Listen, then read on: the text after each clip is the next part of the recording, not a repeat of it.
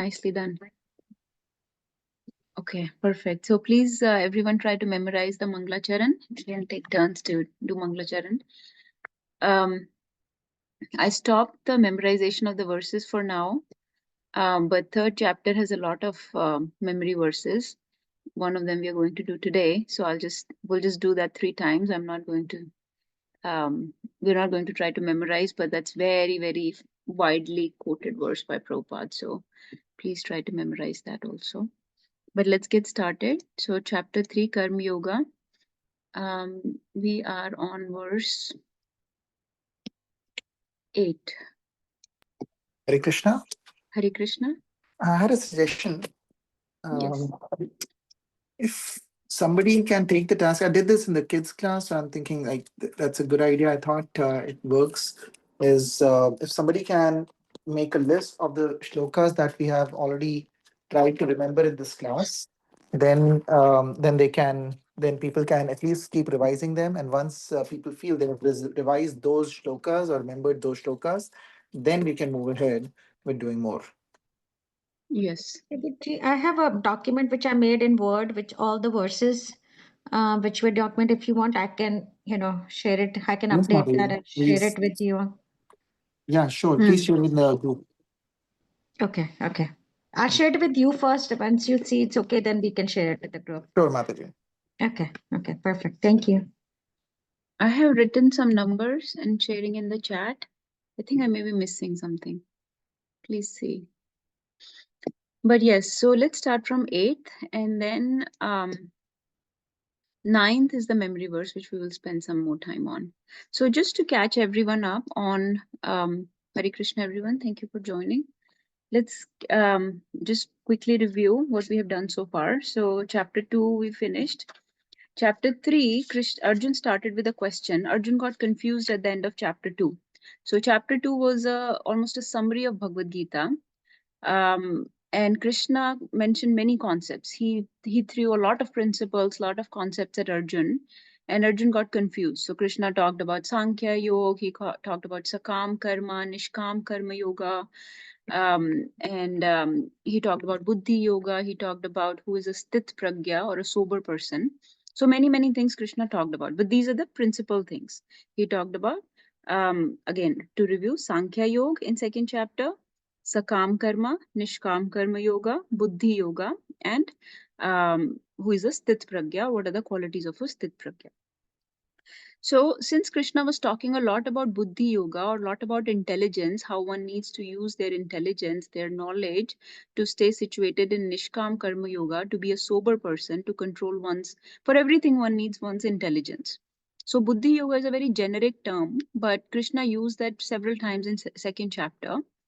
And he also used that to describe a sober person, that tasya pragya pratishtita. His intelligence, a sober person's intelligence is fixed.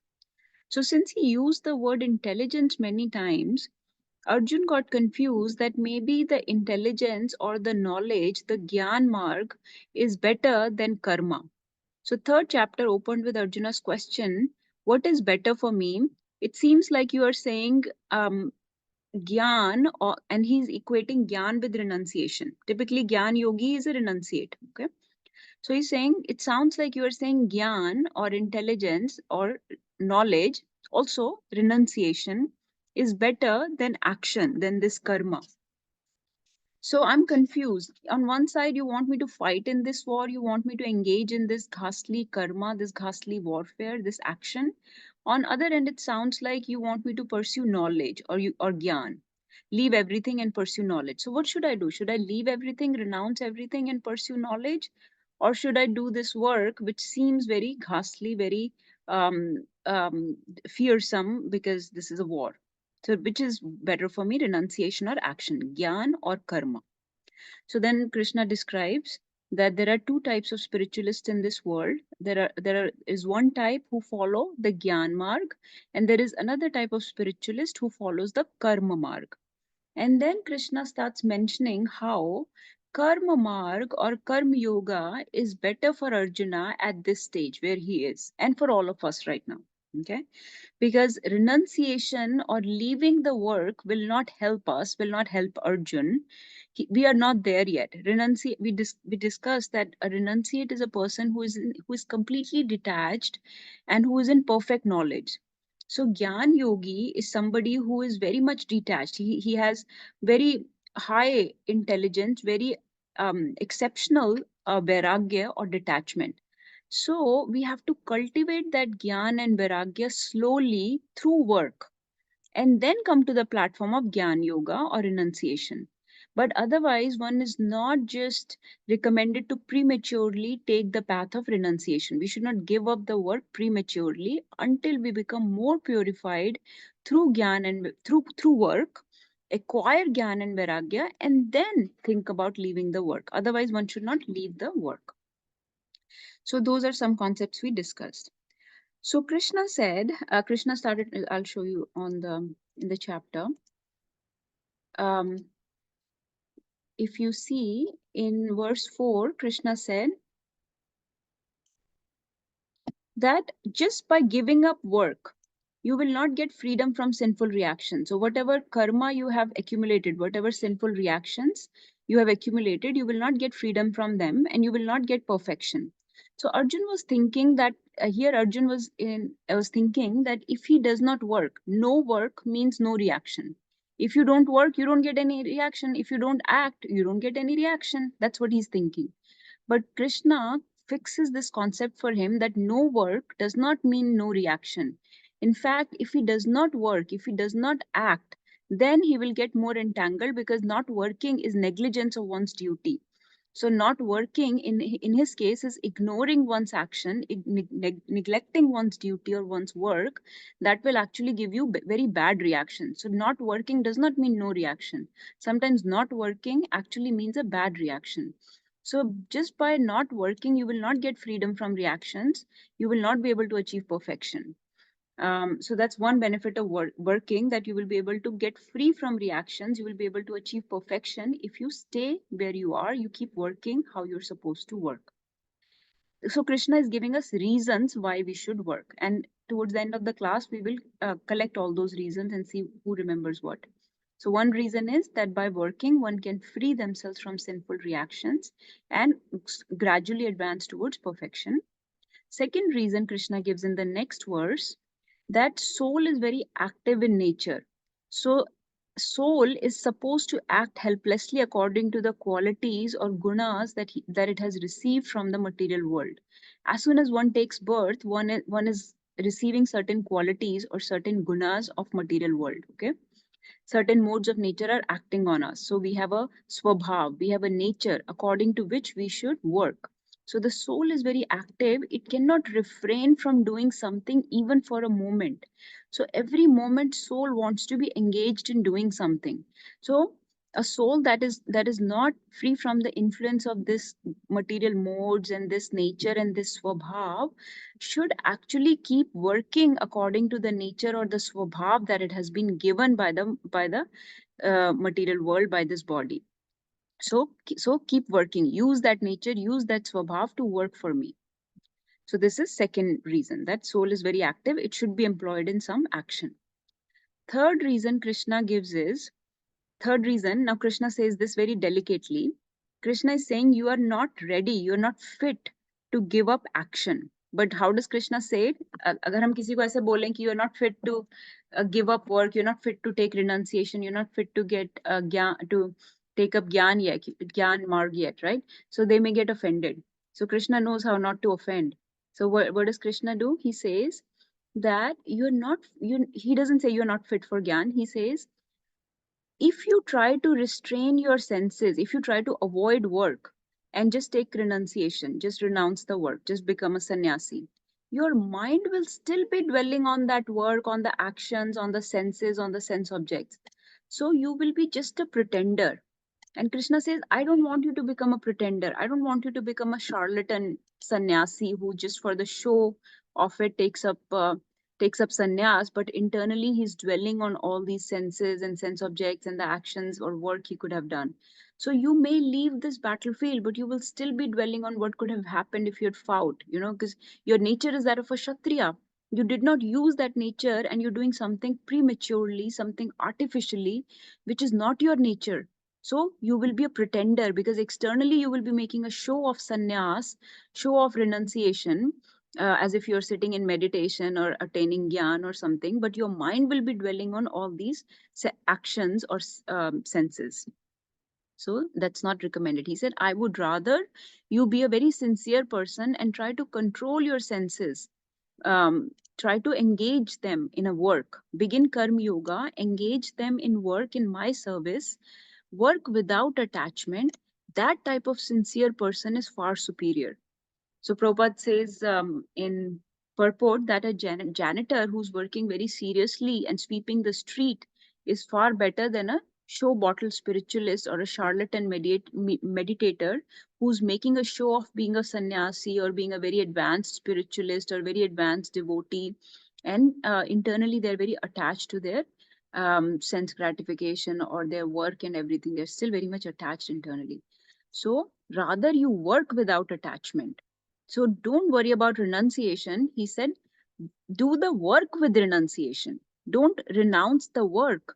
Rather, work with the mood of renunciation. So acquire the spirit of renunciation while working, not just renounce the work itself. That's not recommended.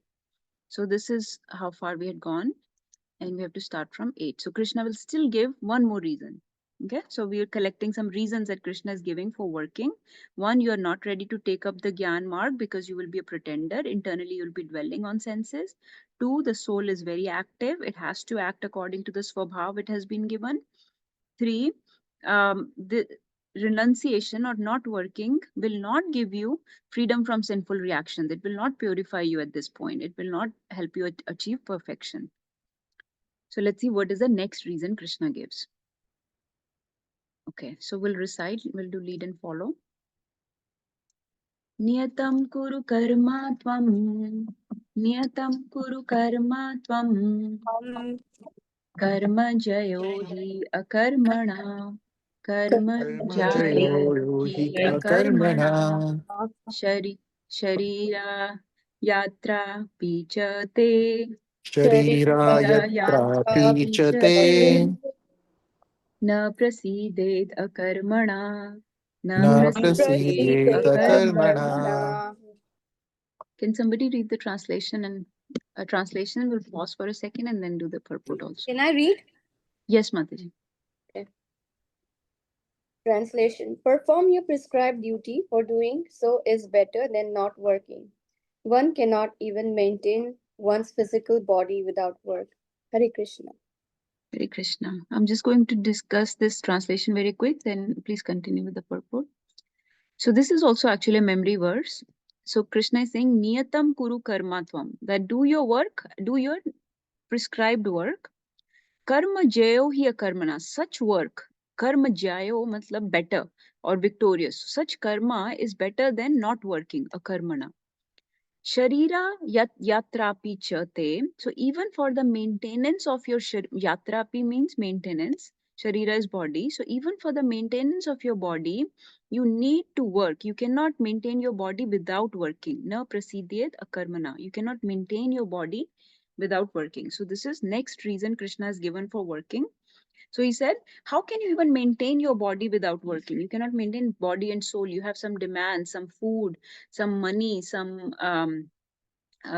clothes and shelter. So many things we need to keep our physical body and soul together. So you cannot hope to achieve that without working. So this is another reason for working. Yes, Mataji, please continue.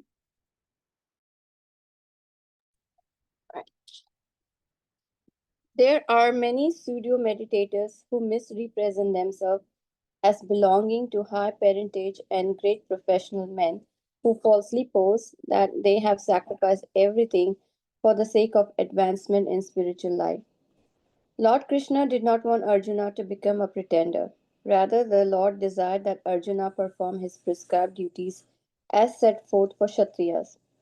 Arjuna was a householder and a military general, and therefore it was better for him to remain as such and perform his religious duties as prescribed for the householder Kshatriya. Such activities gradually cleanse the heart of a mundane man and free him from material contamination. So called renunciation for the purpose of maintenance, never approved by the Lord, nor by the religious scripture. After all, one has to maintain one's body and soul together by some work. Work should not be given up capriciously without purification of materialistic propensities. Anyway, who is in material world is certainly possessed of impure propensity for lording it over material nature, or in other words, for sense gratification. Such polluted propensities have to be cleared. Without doing so, through prescribed duties, one should never attempt to become so called transcendentalist, renouncing work and living at the cost of others. Hare Krishna. Hare Krishna. So I think we've discussed this. It's pretty self-explanatory. We have discussed all these points. So one point Prabhupada is mentioning again is about pretenders, that one has a certain nature. They should keep engaging that nature until we are detached from it, until we are detached from the three modes, because we have influence of three modes of material nature on us. We have certain swabhav. So if we artificially just renounce, then we will still be attached to the three modes. We're not detached from it. So we are still attached to our nature that has been given. So we'll be internally, we'll still be dreaming of, what we could have done, how we could have enjoyed. So sannyas ashram or renouncing work or path of gyan yoga, they can all be, you can use them interchangeably, because sannyas is basically, gyan yogis are all sannyasis. So so Prabhupada is making this point that Gyan Yoga, and we discussed the yoga ladder, Gyan Yoga is the next level. Gyan Yoga is a very advanced platform which is above Karma Yoga. So right now, when we have this tendency, this skill set, this nature to engage in certain work, we should keep using that keep engaging that nature in some work. We should not artificially or prematurely give up that work. So that's one point. Otherwise, you will be a pretender. So none of the scriptures Prabhupada is saying recommend such kind of renunciation. So-called renunciation is not approved. And remember that a sannyasi is completely dependent on the Lord. So they don't know where their next meal is coming from, where their clothes are coming from, where they will be staying that night, where they'll be sleeping that night. They're completely in the shelter, dependent on Krishna, at the lotus feet of Krishna. So if we are not there yet, if we have not achieved that level of perfection, that level of vairagya, that level of knowledge, then we should stay in our present situation, present swabhav, present family, place. And we actually remember we talked about Brahmaji's verse. He said, "Sthane stita shrutigatam tanuvan manobhir." That stay in your sthan, in your sthiti, and keep hearing about the Lord. Shrutigatam tanuvang manobhir. With your body, engage it in service of the Lord. With your wang, means your speech, you speak about Krishna, and in your mind, you meditate on Krishna. So Shrutigatam, and constantly hear about Krishna, and stay in your sthane sthita. Stay in your situation. Don't give up work. Don't give up your situation, your current position, whimsically, capriciously. Capriciously means whimsically, like without putting thought into it, just without a thoughtful decision, just giving up the work. That's not just getting frustrated from work or something. That's not. So like Arjun is right now getting frustrated from what he's having to do. He's having to kill his relatives. He's fearful, he's anxious, he's frustrated. And that situation will happen in our life too. Our work will be annoying. It will be frustrating. People at work may be difficult to deal with, very, very provocative, let's say, difficult hours, but not. It could be possible. But if that's our duty, prescribed duty, then we should, tolerate some of the difficulties. Of course, not at the cost of spiritual advancement. If the work is interfering with spiritual advancement, then we have to modify our work. But we should not give up the work altogether. So Prabhupada is saying such polluted propensities have to be cleared. As long as we have, sense gratification propensity, we want to enjoy with our senses, we want to do so many things in this world, we have worldly nature. So let's purify that worldly nature, that sense gratification propensities through our prescribed duties. Do it through your prescribed duties, gradually by working. But how should this work be done? This work should be done in service. Not that you're doing this work to enjoy more. You're doing this work as a service, as a sacrifice to purify you, to cultivate detachment and knowledge. So again, the intention of work is not the same as that of a materialistic person. For a karma yogi, it's not the same as a karmi. So please understand the difference. When we are talking about work here, we are not talking about work that other people do. We are talking about a karma yogi's work, which means through their work, they are connecting to the Lord. So regular people, that do not have proper understanding of Bhagavad Gita, they will say, okay, so I'll just keep working, I'll keep doing what I'm doing. That's what Bhagavad Gita is saying. No, that's not what Bhagavad Gita is saying. Bhagavad Gita is not saying to keep working just so you can enjoy more and more and get entangled in this world more and more. They're not asking you to become bigger and better karmi. Bhagavad Gita is asking you to become karma yogi. This chapter is not karmi, this is karma yogi, which means that connecting your work to the Lord. So with your work, you do it as a service. Your intention is to please and satisfy the Lord. He is your boss. He is your supreme employer. He is the one you are catering to. So all your fruits you are giving to the Lord. You are working to please the Lord. You're doing it as a duty assigned by Him. So it's not the same where some people are working just to get a lot of money and then enjoying with that money, or just engage more and more in sense gratification. That's a karmi style. We are not asking you to become a karmi or materialistic person, but rather a karmi yogi, that purifying yourself through your work. So please understand that difference, because that is a very common question asked by a lot of people. You will come across that karma hi puja hai. But you're not using that karma as puja. Karma is puja, work is worship only when it is connecting you to the Lord. In most of the situation, work is taking people away from the Lord. So that's not work. That's no kind of worship. So it's not that you're working ungodly hours and have no time for spiritual advancement. Work is just, Krishna is saying, done as a service, as a duty to engage your senses, engage your mind, to purify them, and to maintain your body and soul together. We are not doing work to become greedy, hoarding a lot of money, big bank balance, and lots of properties. Not for that. That's not what we're working for. We're working just to maintain body and soul together, and to be able to continue engaging in our services, continue engaging our nature, so that we can ultimately get purified of that nature that has been the body, the nature, the mind, the senses that have been given to us in this world. So I hope that concept is clear. Let's do a few verses and then we will take any questions. This is a memory verse. This verse is the one I was talking about. Please try to memorize. If time permits, at some point people have caught up with their verses, then we can memorize this. Today, let's do it 3 times, so at least it's fixed a little in our memory. So Bhagavad Gita 3.9. Yagyarthat karmano anyatra. Yagyarthat karmano anyatra. Lokoyam karma bandhana. Lokoyam karma bandhanam. Tadartham karma kaunteya. Tadartham karma kaunteya. Mukta sangha samachara. Mukta sangha samachara. I'll just tell Sanskrit quickly before we recite it 3 times. So let's look at the Sanskrit. Now the concept of yajna is coming.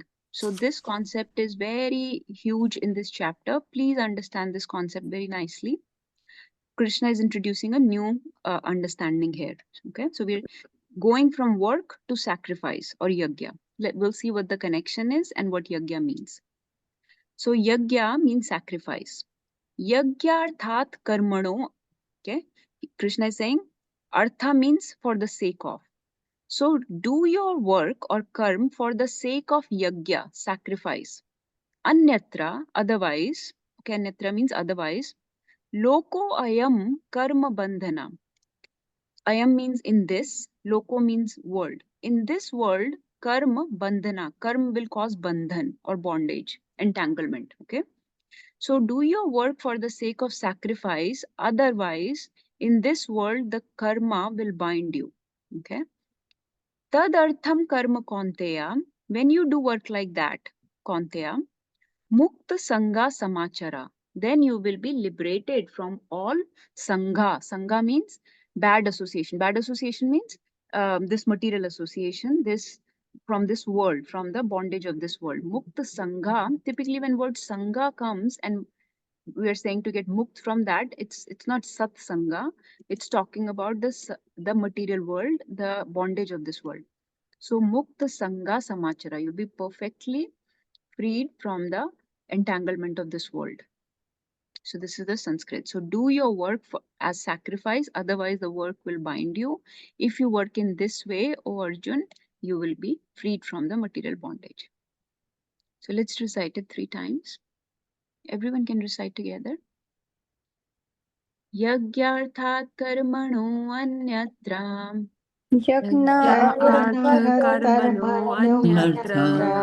lokoyam karma bandhana Lokoyam karma bandhana tadartham karma kaunteya tadartham karma kaunteya mukta sanga samachara.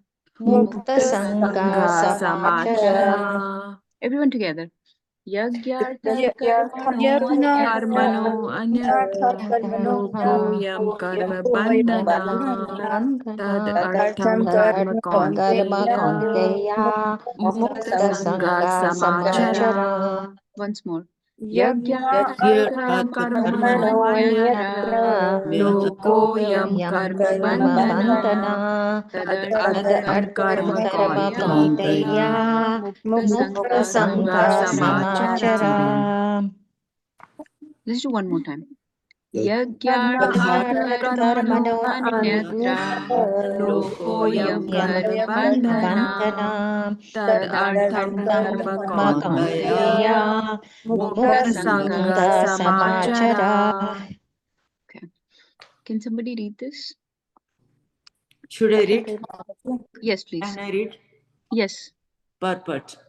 Since Can we read from a translation? Okay, translation.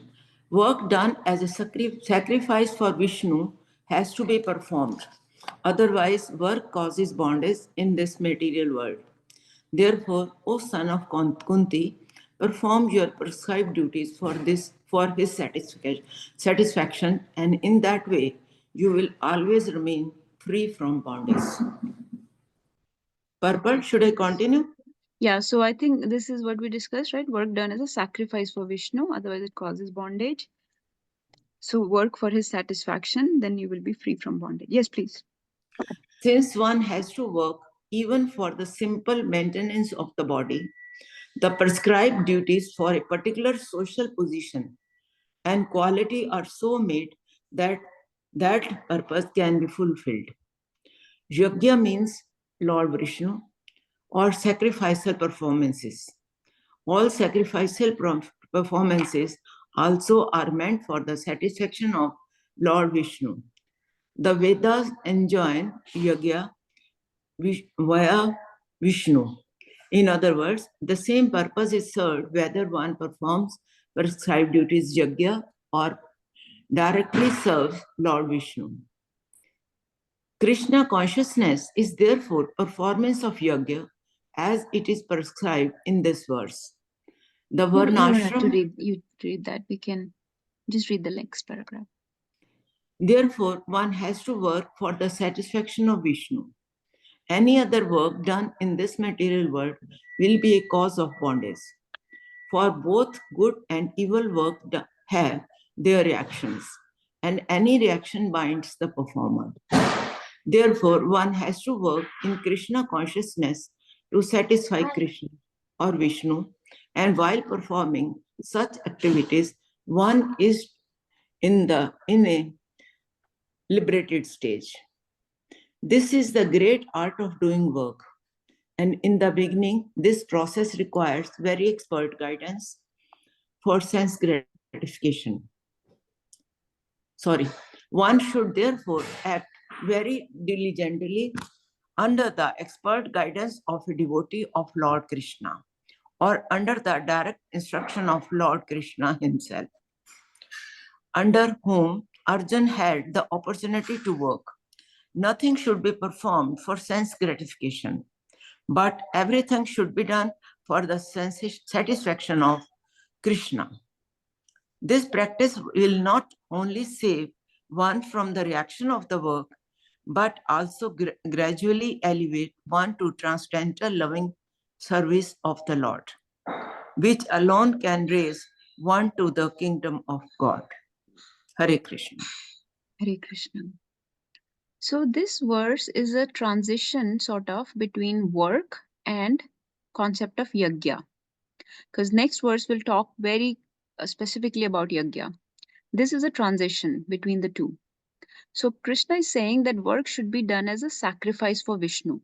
So you're all familiar with the term yajna. Typically, when we talk about yajna, we talk about the fire yajnas, the fire sacrifices. That's the most common understanding of yajna, the fire sacrifices. But but that's not the only type of yajna. That is the fire sacrifice is a type of sacrifice in which oblations are offered in the fire. For example, there are so many, the ghee is offered, right? Melted butter, or grains are put in the fire. So many things are put in and mantras are chanted. So that's a fire sacrifice. That is a type of sacrifice. It is a type of prescribed, you can say, it is a type of yajna that was prescribed and was very prominent in Treta Yuga. So in Lord Ram's time, those fire sacrifices were the way to achieve liberation from bondage, to achieve perfection of life. So fire sacrifices were the way, they were the prescribed yajna for Treta Yuga. But that is just one understanding of yajna. In bigger terms, yajna refers to sacrifice. Okay, it can be fire sacrifice, it can be japa yajna or sankirtan yajna, as you all commonly know, is the chanting of the holy names. And even work can be a sacrifice. Okay, offering food to the Lord, when we make bhoga for the Lord and offer bhoga to the Lord, that is also a sacrifice. So anything that is done in service of the Lord is a sacrifice, where we are making an offering to the Lord. The offering need not always be made in the fire. Offering can be made in various ways. Okay, for example, right now you are reading this Bhagavad Gita, you're offering your time, you're offering your intelligence, using your laptop or phone, and you're let's say sitting down and writing. So many faculties are being engaged. You're making an offering of all those faculties, all that time, all that intelligence in service or in sacrifice for Lord. So anything which is done as a sacrifice for Lord is called a yajna. So that's just an understanding of the word yajna. So I don't want you to confuse with just necessarily a fire sacrifice here. So work, Krishna is saying, should be done with that mentality. And we already understood that. That's what yoga is. That's what sacrifice is. That's what love for God is, where with every activity, and right now we're talking about work, but with any activity, we try to connect to the Lord, whether it's eating, whether it's hearing, whether it's reading. And specifically right now in this chapter, we're talking about through work, connecting to the Lord. So that is karma yoga. That is a type of yajna. Okay. So Krishna is saying, when you work in that mood of sacrifice, yajna arthat karmano, in that mood do your work. In this battle, for example, Arjun is fighting this ghastly war in which he has to kill his relatives, his grandparents and his family members, his teachers. This is a sacrifice. So Krishna wants Arjun to understand that this battlefield is like that fire sacrifice in which he will have to make an offering of these people in the fire. So it's a yajna. It's like a yajna kund. This battle kund is like a yajna kund, and in this he has to do this sacrifice. Similarly, for us, our work or our life, our whole life should become that sacrifice, that yajna kund, in which we make oblations or ahuti of various things that have been given to us. Okay, whether it's our work that has been given to us. So that's right now talking about just work. We have been given a skill set, certain duties, certain responsibilities, certain nature, certain talents. Um, we were brought up into some type of, trained to do some type of work. So do that work as a sacrifice for Vishnu, and then it will not cause any bondage. Then such a work becomes a karma. Otherwise, the work causes bondage. That's what most of the 99.9% people do in this world, is work for themselves. They work for their own senses. But we should be working for the senses of the Lord. Rishikena Rishikesha Sevanam Bhaktiruttama. So if you remember that famous verse that comes, that Narad Muni spoke in Narad Panchratra, he says, Sarvopadhi vinirmuktam tat paratvena nirmalam rishikena rishikesha sevanam bhaktir uttama. That is a uttam bhakti, in which you do the seva of the senses of the Lord. So you offer your senses in the service of the master of the senses, rishikena rishikesha. And if you work in this way, tad sarvopadhi vinirmuktam, give up all designations. Don't worry about your position, your status, your all this. Tat paratvena nirmalam. Slowly get nirmal. Nirmal means slowly become purified, slowly become cleansed from the contamination of this material world. So this is what Krishna is recommending, that he talked about work, but then he's talking about working in the mood of sacrifice, not like karmis, but as a matter of yajna, as a matter of yoga. So this will elevate one to the transcendental loving service of the Lord. Eventually, one will become so pure that they would want to, they would enter into the loving service of the Lord and can raise one to the kingdom of the God. And from next verse, the concept of yajna will start. And here yajna will mean proper sacrifice of towards demigods and all. So this is a little bit of different concept. So we are entering into a different concept now. We talked about work, the benefits of work, and the mood of working should be that of a sacrifice. And now Krishna will tell us that sacrifices are needed in this world to even run this world. Before, Krishna said that work is needed to maintain our body and to run this. So for our body, we need to do some work to maintain this body, to maintain body and soul together. But to run this world, to run this material creation, cosmos that I have created, you need to do these sacrifices. So, so that now we are switching to the concept of yajna. Let's see how we can run this world by sacrifices. So verse 10, 3.10. Sahayagya praja srishtva. Sahayagya praja srishtva. Purovacha prajapati. Purovacha prajapati. Anena prasvishyadvam. Anena prasvishyadvam. Esha vostva ishtakamαδuk. Ishtakamαδuk. Can somebody read this? I can read, Mataji. Yes, ma'am. Translation by Srila Prabhupada. In the beginning of creation, the Lord of all creatures sent forth generations of men and demigods along with sacrifices for Vishnu and blessed them by saying, "Be thou happy by this yajna," sacrifice, because its performance will bestow upon you everything desirable for living happily and achieving liberation. Hare Krishna. Shall I read the purport, Mataji? Yes, so just give one understanding here. So Krishna is starting from the beginning, that in the beginning of creation, I made all the creatures, I made all the demigods, but I also made some sacrifices. So all of them, so those yajnas, those sacrifices need to be performed, because then we can be prosperous in this world. We can live happily and get all things we need to live happily here and to achieve liberation. Yes, Mati. Purport by Srila Prabhupada. The material creation by the Lord of creatures, Vishnu, is a chance offered to the conditioned souls to come back home, back to Godhead.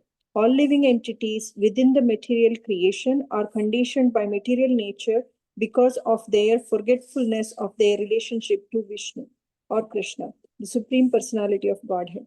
The Vedic principles are to help us understand this eternal relation. As it is stated in the Bhagavad Gita, Vedescha sarvair aham eva vedya. The Lord says that the purpose of the Vedas is to understand Him. In the Vedic hymns, it is said, Patim Vishwasyatmeshwaram. Therefore, the Lord of the living entities is the Supreme Personality of Godhead, Vishnu. In the Srimad Bhagavatam also 2.4.20, Srila Sukadeva Goswami describes the Lord as Pati in so many ways. You can read the skip the Sanskrit now. Okay, Mataji. The Prajapati is Lord Vishnu, and he is the Lord of all living creatures, all worlds, and all beauties, and the protector of everyone. The Lord created this material world to enable the conditioned souls to learn how to perform yajnas, sacrifices, for the satisfaction of Vishnu, so that while in the material world, they can live very comfortably without anxiety. And after finishing the present material body, they can enter into the kingdom of God. That is the whole program for the conditioned soul. By performance of yajna, the conditioned souls gradually become Krishna conscious and become godly in all aspects. In the age of Kali, the Sankirtana Yajna, the chanting of the names of God, is recommended by the Vedic scriptures, and this transcendental system was introduced by Lord Chaitanya for the deliverance of all men in this age. Sankirtana Yajna and Krishna consciousness go well together. Lord Krishna, in his devotional form as Lord Chaitanya, is mentioned in the Srimad Bhagavatam 11.5.32 as follows. Krishna Varnam Sa Krishna Sangopangastra Parshadam Yajne Sankirtana Raye Yajanti Sumedasa. In this age of Kali, people who are endowed with sufficient intelligence will worship the Lord. Can you move that thing a little bit? Who is accompanied by his associates by performance of Sankirtana Yajna. Other yajnas prescribed in the Vedic literatures are not easy to perform in this age of Kali, but the Sankirtana Yajna is easy and sublime for all purposes, as recommended in Bhagavad Gita also, 9.14. Hare Krishna. Hare Krishna. Thank you for reading. So this verse is now talking about yajna. So Krishna is saying that I made all the creatures were sent forth. I sent generations of men, basically, and demigods, right? So Prajapatis, as you know, are the creators of all living entities. So Brahmaji is a Prajapati. So all these all men came, and then demigods were also created. Along with them were created sacrifices or yajnas for Vishnu, and blessed them by saying that be thou happy by this yajna. So do this sacrifice and be happy, because by performing this will bestow upon you everything desirable for living happily and achieving liberation. So what does this mean? So basically, we know that living entities or jivas like us, ordinary people, we depend on demigods or devatas for the running of this material world. Okay, so I'm hoping that you understand the concept of demigods or devatas, who are basically the servants of the Lord. They are representatives of the Lord Vishnu, and they are in charge of the various departments of this material creation. So let's say Brahmaji is in charge of creating this material world. He's a secondary creator. Shiva is not really a demigod, but still in charge of destruction of the world. Indra Dev is responsible for rains, or for giving us rains, and then grains happen from the rain. Fire god is in charge of fire, Agni Dev. Varun Dev is in charge of water, like that, right? So Chandradev is the sun, is the moon. Surya Dev or sun is in charge of light. So there are so many demigods, and there are various representatives of the Lord that are in charge of various activities or various departments that are needed to run this material world. Various things, various resources that we need in this world for the smooth running of this material creation. Each department is handled by a different demigod. So that's just the baseline understanding. Now, when somebody does a service, you should be giving them some kind of gratitude, or you should express in some way thankfulness or payback. Something is needed, right, when somebody does a service.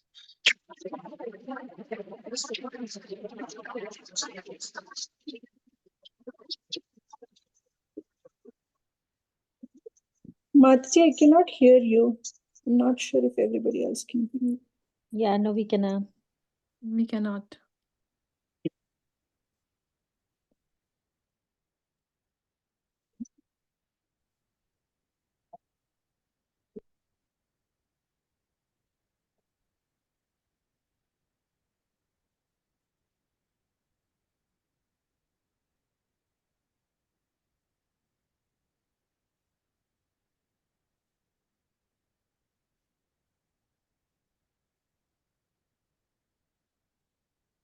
No, Mataji, we can't hear you.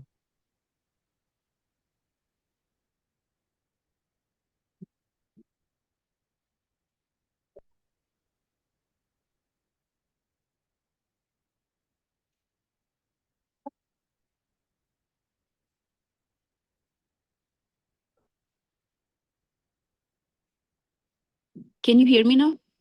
Yes. Yes, Mataji. Yes, Okay, Mataji. suddenly the computer gave up. What was the last thing I spoke? But आप वो कहते when somebody does the service, we should be have a gratitude for Okay. them. Okay, so only a minute or so.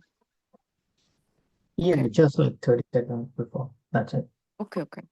So, yajna is that facility to offer our gratitude to the demigods. So demigods, even though they are doing this as a service, still we are enjoying this service as the living entities. Hmm? So it is our duty to offer some type of gratitude or some type of express our thankfulness to the demigods, and that is done through the yajnas. So yajna is that facility. Okay. When we offer our gratitude in the form of yajna, demigods are pleased, and then demigods do their service of maintaining this world, and they run that particular department very nicely. Okay. Now, can you hear me right? Yes, Mataji. Okay, so this is the concept of yajna. So that's why yajnas were created, an opportunity to offer gratitude to the uh, to uh, uh, to the demigods. But remember that demigods are servants of the Lord. So ultimately, whatever offering we give to the demigods through the yajna, that offering will then go to the Supreme Lord Vishnu. Okay, so Supreme Lord is the ultimate enjoyer or ultimate beneficiary of the yajnas. Actually, another name for Lord Vishnu is Yagya, or also another name is Yagya Purush. Both are Lord Vishnu's names. Yagya is another name for Lord Vishnu and Yagya Purush. Okay. Um, please let me know if you can't hear, but I think those messages are from before. We are good, Mataji. Yeah, that was just from before. Thank you, Hare Krishna. So this is this about this verse. Krishna is saying that I created all this so that everybody can get everything desirable they need for living happily. Because we need food, we need grains, we need clothes. We don't make anything. We have nothing. We come in this world and we just start using the resources, the supplies given by the Lord. And Lord has put these facilities in place. But what people are doing right now is they are enjoying everything given by demigods, but not offering the yajnas, not offering the gratitude. So Krishna said, I did make the demigods. I made you, but I also made the sacrifice. And let's see, next verse, Krishna will now say that, but you're using all this sacrifice without saying thanks, without just consuming, without being grateful. So that's very thief-like of you. So, so this is that's why I was saying the concept has shifted from work, because Krishna said, do work as a service, as a sacrifice. Then he went deep into the um, understanding of sacrifice itself. And our understanding Prabhupada is giving in this chapter is that these yajnas that are given for demigods, done for demigods, they actually take a lot of purity, they take a lot of austerity, and are difficult to perform in this Kali Yuga. So we rather perform the Sankirtan Yajna, which is the prescribed yajna for this age. I will talk about that more, but for now, just understand what yajna means. So next verse will make it even more clear what yajna means. Let's do next one. Devan bhavayatanena. Devan bhavayatanena. Te deva bhavayantu va. Te deva bhavayantu va. Parasparam bhavayanta. परस्परं भावयन्तः भावयन्तः श्रेया परम् अवाप्स्यता श्रेयं परम् अवाप्स्यता. Can somebody read this? I can read, Mataji. Yes. Translation. The demigod, being pleased by sacrifices, will also please you, and thus, by cooperation between men and demigods, prosperity will reign for all. Can I continue the purpose? Yes. Yes, please. The demigods are empowered administrators of material affairs. The supply of air, light, water, and all other benedictions for maintaining the body and soul of every living entity is entrusted to the demigod, who are innumerable assistants in different parts of the body of Supreme Personality of Godhead. Their pleasures and displeasures are dependent on the performance of yajnas by the human being. Some of the yajnas are meant to satisfy particular demigod, but even in so doing, Lord Vishnu is worshipped in all yajnas as the chief beneficiary. It is stated also in Bhagavad Gita that Krishna himself is the beneficiary of all kinds of yajnas. Bhoktanam yajna atapasam. Therefore, the ultimate satisfaction of the Yajnapati is the chief purpose of all yajnas. When those yajnas are perfectly performed, naturally the demigod in charge of the different department of supply are pleased, and there is no scarcity in the supply of natural products.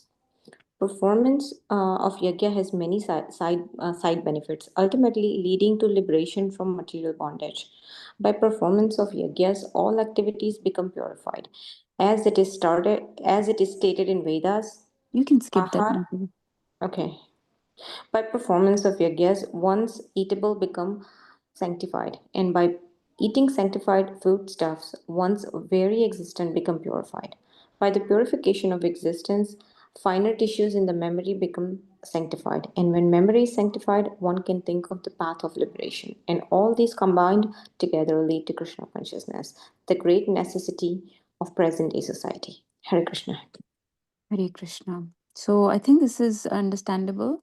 So Prabhupada is describing, Krishna is describing this connection between the demigods and the living entities, that when you offer them sacrifices, they will be very pleased and they will please you. So there is this cooperation going on because they are his servants, they are doing their duty, but we are also Krishna's servants and we are not doing our duty. So Krishna is saying that do those sacrifices and that will please them, the demigods, and then by cooperation between men and demigods, prosperity will reign for all. So this is this prosperity, like there will be no scarcity of supplies and natural resources. All these things that we see in this world, all these kleshas, they're called kleshas that we see, like weather calamities and natural calamities, tsunamis or tornadoes and hurricanes and forest fires and even wars, so many things. And then famines, all these things, like they were not happening in the time of let's say Ambrish Maharaj or Dashrath Maharaj or Yudhishthir Maharaj, because these they were doing all they were fulfilling their responsibility for yajnas and pleasing the demigods, so that there is this harmony between the material creation and the living entities. So in this purport, Prabhupada has mentioned 3 big points that I just want to highlight. One is the position of demigods. So again, just to reiterate, that the demigods are the assistants or the administrators working under the servitude of Supreme Lord. So they are servants of Supreme Lord. Their job is to maintain the various different affairs of this material world. They maintain this cosmic creation that is Lord's creation. So they are doing different jobs here. Okay. That is the position of demigods.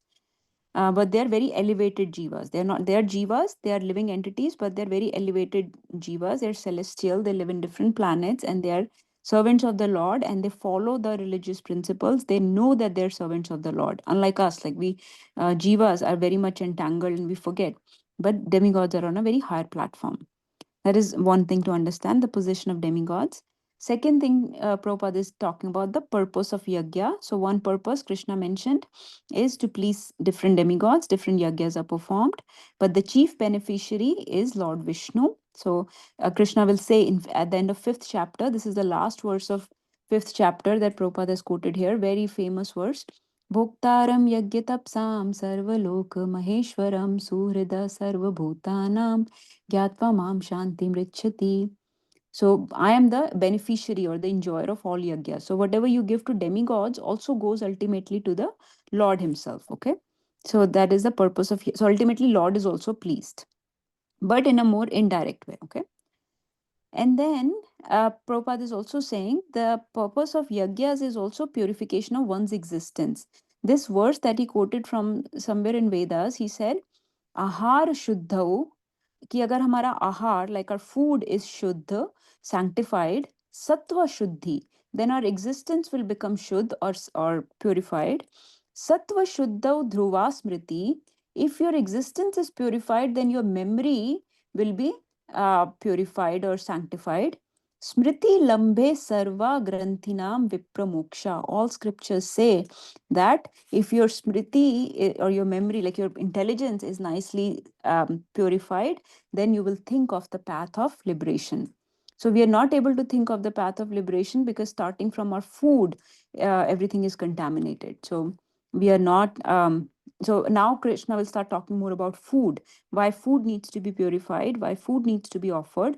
That's one of the simplest yajna one can do, because food, we are eating contaminated food, which causes us to enjoy our senses, enjoy with our all the faculties, all the resources, and we have this enjoy mentality because our food is contaminated. So if we have Shuddh Ahar, then our existence will be purified, will be in that servant mentality, in that Krishna conscious mentality, and we will have desire to achieve liberation, desire to connect with devotees, desire to read scriptures, desire to do chanting of the holy names. All this will come if your ahar is shuddha. So this is just one of the yajnas that has been mentioned here. But ultimately, the goal of yajnas, Prabhupada is saying, is to purify your existence. And Krishna will continue talking about demigods some more. So he said demigods will be pleased. That's what he said in the last verse. So cooperate with each other. And let's see next what Krishna says. We'll just do a couple more. They are same concepts. I just want to finish this concept. Ishtan bhogan hi vo deva. Ishtan bhogan hi vo deva. Dasyante yagya bhavita. Dasyante yagya bhavita. Tardattan apradayebhyo. Tardattan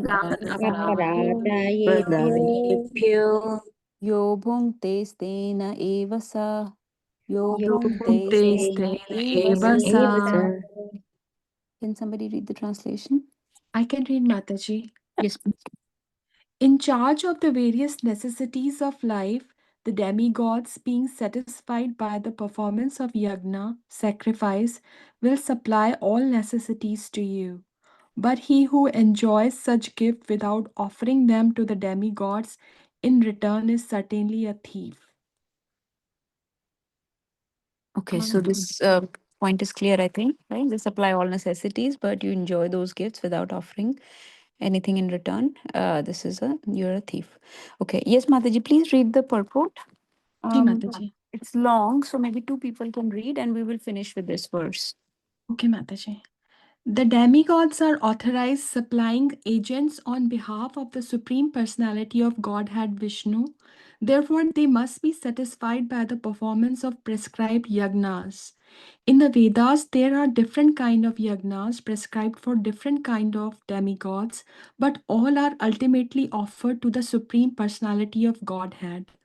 For one who cannot understand what the personality of Godhead is, sacrifice to the demigod is recommended. According to the different material qualities of the persons concerned, different type of yagnas are recommended in the Vedas. Worship of different demigod is also on the same basis, namely according to the different qualities. For example, the meat eaters are recommended to worship the goddess Kali, the ghastly form of material nature, and before the goddess, the sacrifice of animals is recommended. But for those who are in the mode of goodness, the transcendental worship of Vishnu is recommended. But ultimately, all yajnas are meant for gradual promotion to the transcendental position. For ordinary men, at least 5 yajnas, known as Panch Mahayagna, are necessary. Okay. So this is clear, I think. There are different prescribed yagnas, okay? For different demigods, there are different types that are mentioned. So whoever you're trying to please, you will consult the authorities or the scriptures to see what type of worship needs to be done. And then there are different qualities or different modes in which those worships are done. Like Goddess Kali is considered a bit of a fearsome form, right, of the goddess. Basically, it's Mother Parvati, Kali, or the material energy of the Lord. And this is the ghastly form of material nature that is in charge of the inferior energy of the Lord or the material energy of the Lord. So she is worshipped in this particular form by the meat eaters. Like that, there are so many other worships. And again, different religions also have different types of sacrifices or worships prescribed. But ultimately, in the mode of goodness or actually in transcendence, the worship of Vishnu is recommended. And all these yagyas are still aimed for gradual promotion to the transcendental position. Remember that we have talked about this is a little bit of Karma Kand portion of the scriptures in Bhagavad Gita. Krishna just mentions this, but Prabhupada keeps bringing us back to the center that yes, these yagyas are supposed to gradually elevate us to the transcendental position. So if somebody is a meat eater, they can worship goddess Kali, but actually ultimately they need to come to the higher platform. So different facilities are given in scriptures for people of different qualities, of different habits or different natures, and they worship accordingly, but doesn't mean you have to stay there. Like you're in a school, so you may be in first class, but then you have to go to second class and then third class and ultimately 12th class, right? And then ultimately to college. So you have to keep elevating yourself. So in Vedas also there are these prescriptions or these recommendations given for different type of people, even with lower nature or inferior nature. But the goal is to keep advancing your consciousness and elevate your nature, elevate your consciousness. So typically in traditional time, there were 5 types of yagyas, Panch Mahayagyas. I'll just mention them quickly. Some of you may be familiar with them. The 5 Mahayagyas are done for, one is for demigods, the Deva Yagya. One is for ancestors, the Pitri Yagyas. One is to please all humanity, of our welfare of all humanity, Manushya Yagya. One is Bhuta Yagya. I think, I don't know what is the difference between Bhuta and Manushya Yagya, but something like that. And then Brahma Yagya is for knowledge, for honoring the scriptures and Vedic knowledge and teachers. So Brahma Yagya, Deva Yagya, Pitri Yagya, Manushya Yagya, and Bhuta Yagya. These are the 5 great sacrifices that are mentioned to please different type of people who make contributions in our life. Okay, one more paragraph. Can somebody read this? Can read this, Mataji. Yes.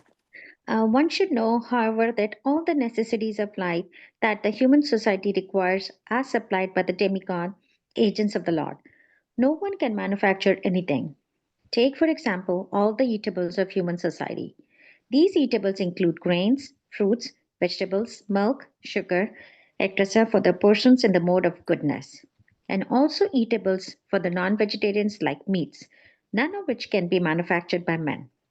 Then again, take for example heat, light, water, air, which are also necessities of light. None of them can be manufactured by the human society. Without the Supreme Lord, there can be no profuse sunlight, moonlight, rainfall, breeze, without which no one can live. Obviously, our life is dependent on supplies from the Lord.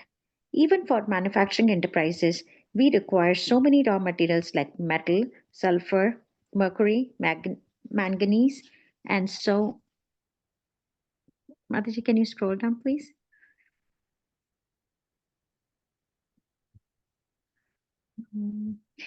Many essentials, all which are supplied by the agents of the Lord, with the purpose that we should make proper use of them to keep ourselves fit and healthy for the purpose of self-realization, leading to the ultimate goal of life, namely liberation from the material struggle for existence.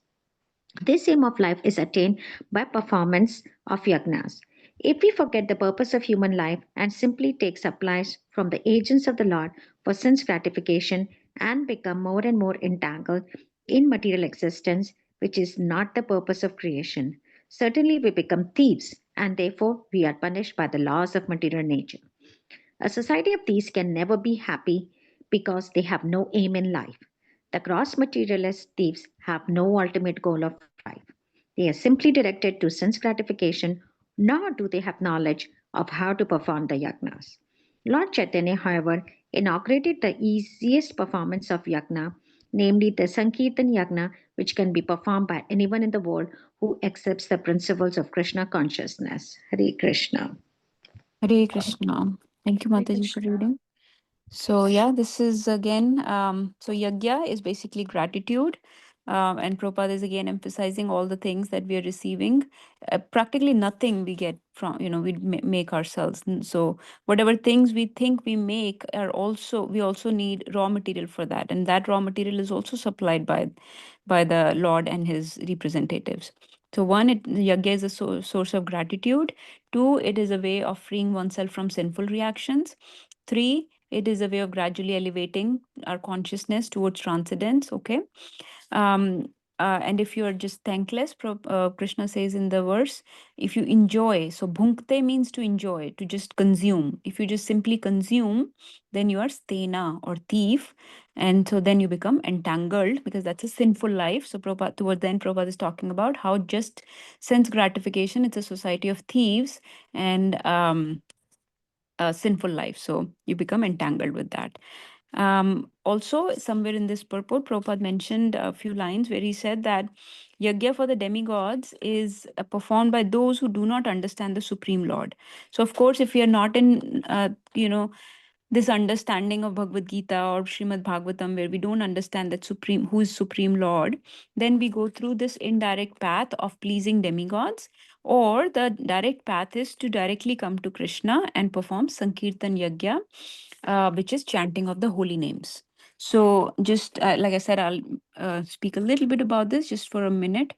So remember that in each age there is a prescribed yagya, there is a prescribed vidhi or way by which one can become free from material world, so one can become liberated. Okay, in Satyug, who can tell what was the way of, what was the prescribed way to get freedom, to get liberation?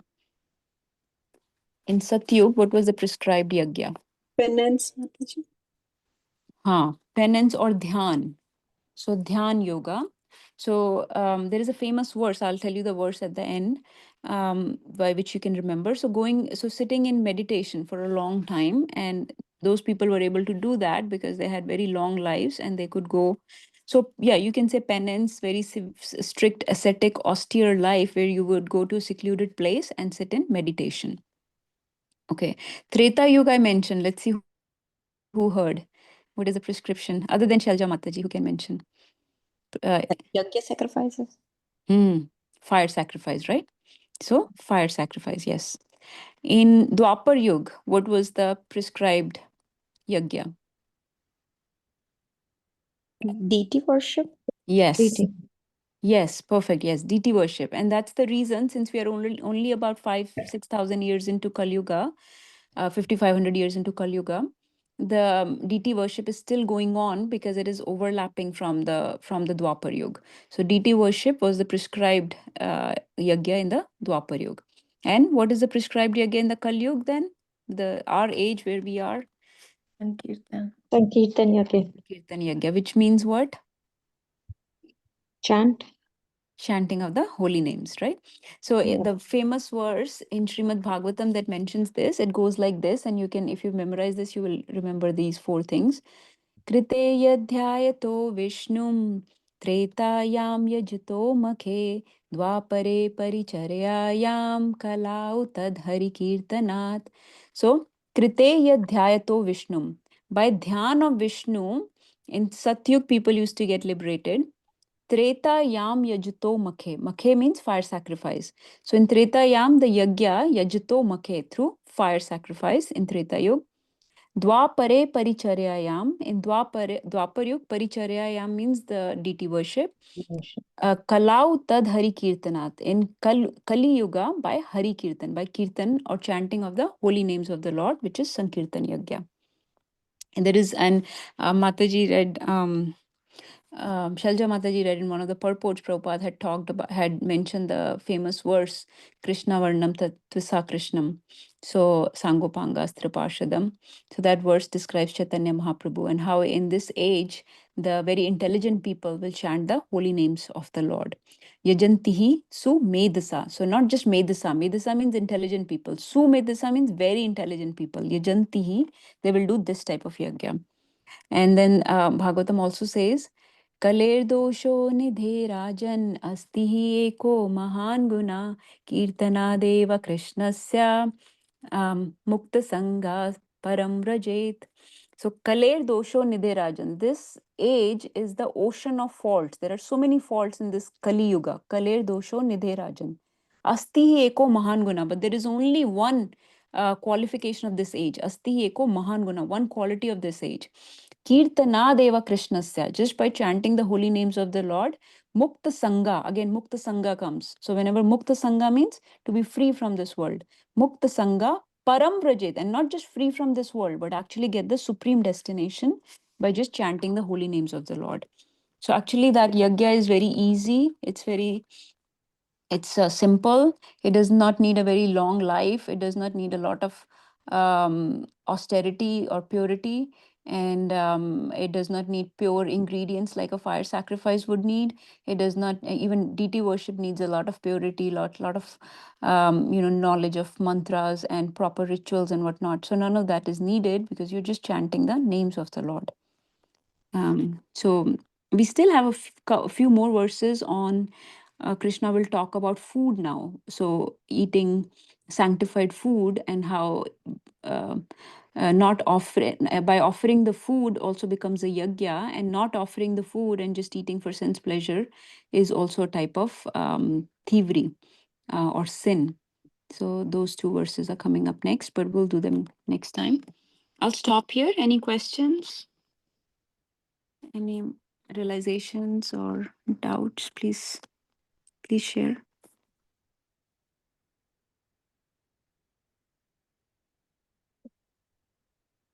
Who wants to share something? Puja Mataji always shares something nice.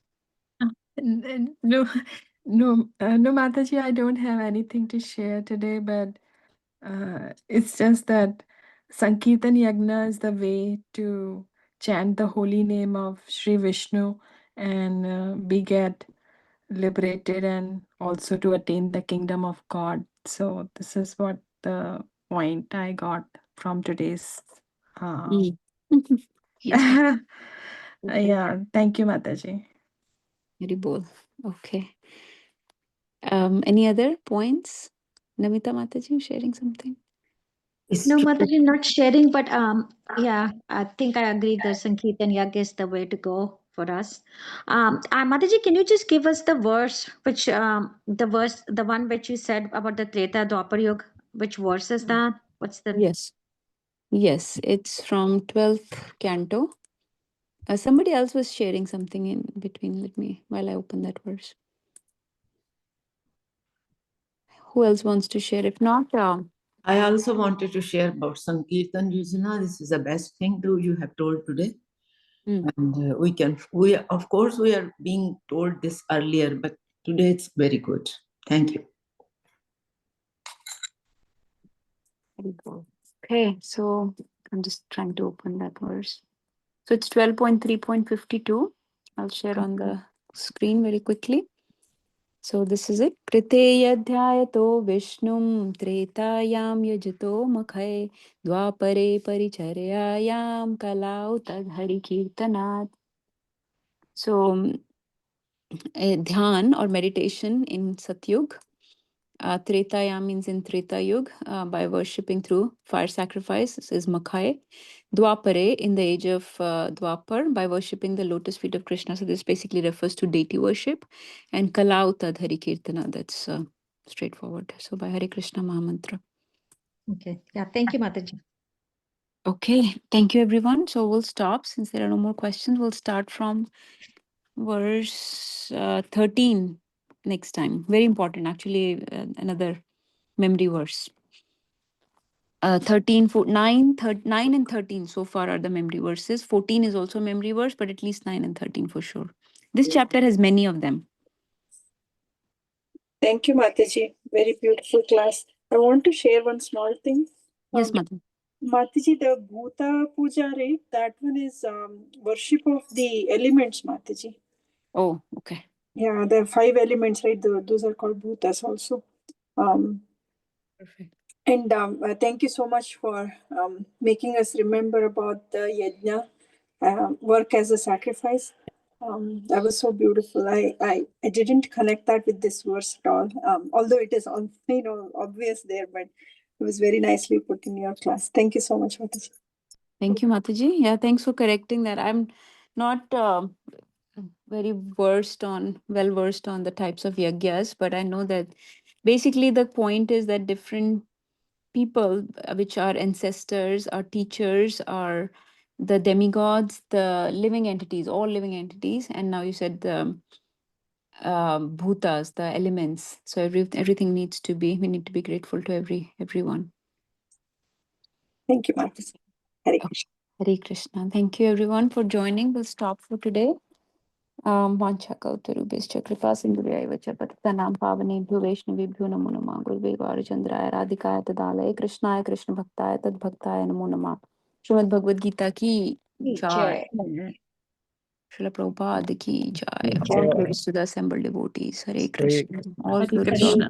all glories to Guru and Gauranga. Hare Krishna.